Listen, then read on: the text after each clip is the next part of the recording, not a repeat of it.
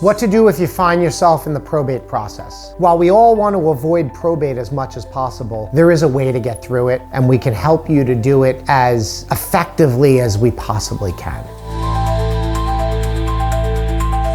We all understand that courts are overworked, overburdened, too many litigants, too many people trying to get through the probate process, and it creates turmoil. It creates a lot of angst and heartache for people.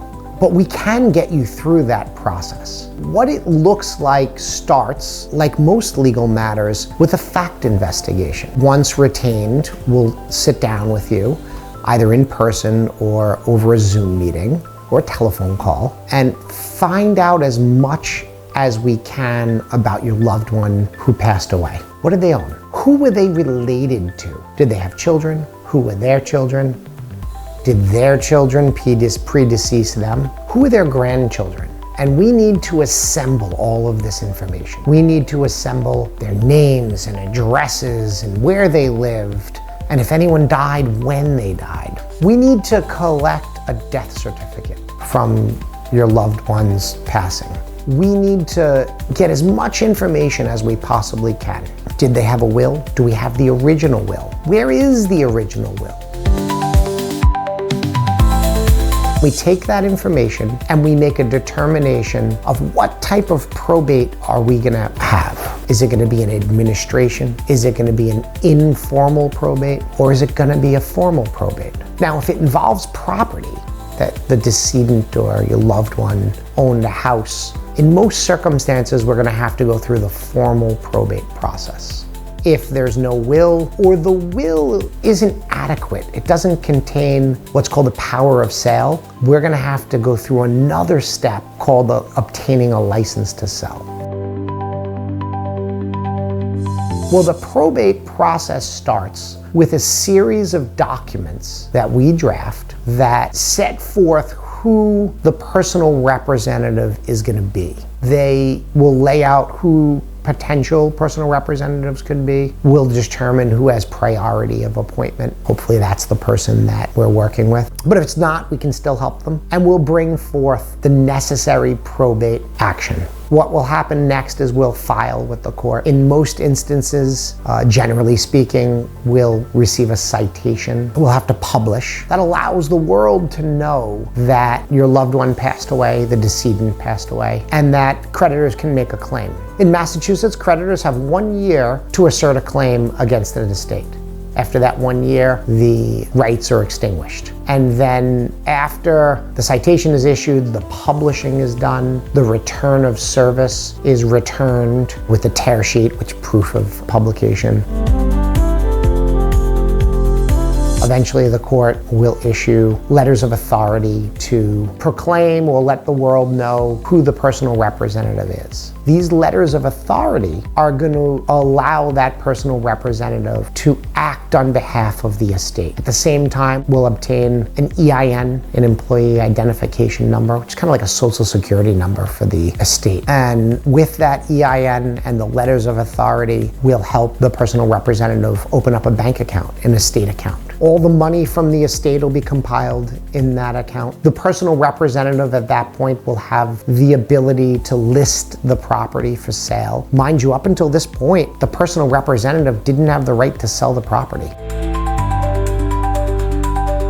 The heirs, or the personal representative, or someone, needs to continue to maintain that property.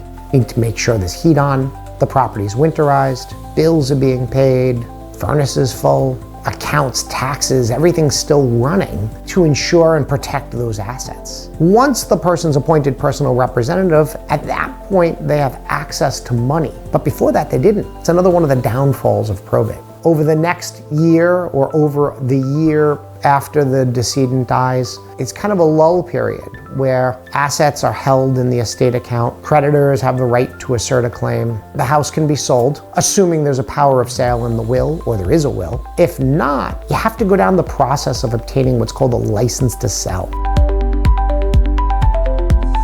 This is a little bit of a convoluted process because you can't even really start it until you have a seller, you have a signed purchase and sale agreement, and you have a closing date. Now, the problem is you could have a closing date in 15, 30, 45 days, and the question is the court gonna be able to issue the license to sell within that time period? So now you run into the equation or the problem of, I have a buyer who's ready, willing, and able to buy, but I can't sell to them because I can't get the license to sell back from the court. I can't tell you how many deals I've seen fall apart because we're still waiting on a license to sell from the court, which is overworked, underpaid, too many litigants, and all the horror stories you've heard. Well, if all goes well, we get the license to sell and the property can be sold. If within that year waiting period, those assets go into the estate funds, and after that year, assuming no creditors made a claim, you can then start to distribute the assets to the heirs. Assuming all the heirs are alive and they're clearly defined and none of them predeceased the decedent, or none of them have passed away during the probate process. When that happens, it starts the process over. The person who passed away, their estate needs to be probated, and their share, assuming the will gives their share, or if there's no will, it definitely has to happen, their share would go to their heirs. So now you have a probate on top of another probate, which best case scenario we're handling, but sometimes another attorney's handling, so we're coordinating with another law firm and the court. If it sounds like there's a lot of coordination, there is. And all of this takes a lot of time and a lot of money and a lot of frustration from our clients. And oftentimes where we take the brunt of that frustration because we're waiting on the court. But eventually we always get through. It could take anywhere from 14 months to 2-3 years, or even longer, depending on the facts. Does somebody come out and contest the will? That just blew up the probate by contesting the will. Do creditors come out and contest or stake a claim on the decedent's funds? Again, blows up the probate. And oftentimes we don't know that in the beginning. We might have an idea through the initial fact investigation, but we don't know that. Hopefully at the end, we can give the heirs the money that's theirs, and we would close out the estate, and that would representing the end of the probate process and the conclusion of that probate. If you'd like to learn more about the probate process, give us a call. We're happy to talk to you about it, and we're happy to help you through this very difficult process and make it a little bit less difficult and a little less responsibility on you by taking the responsibility and taking care of it for you. I say to all my clients, if you're patient, I'll be persistent. Call us today.